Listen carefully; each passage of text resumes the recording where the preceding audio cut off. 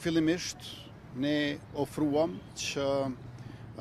Lidhja Demokratike e Kosovës në bashkëqeverisje me Lëvizjen Vetëvendosje dhe me partnerët e tjerë që i kemi ne në mazhorancën prej 66 deputetëve,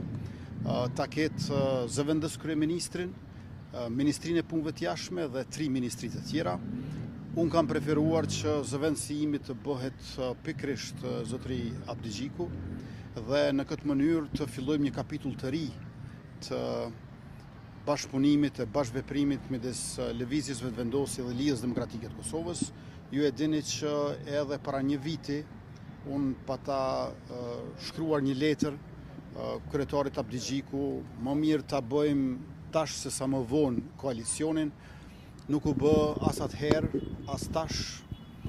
dhe kjo është për të ardhur keq, sepse në këtë mënyrë Kosova po shkon drejt zgjedhjeve të reja tërësisht të panevojshme.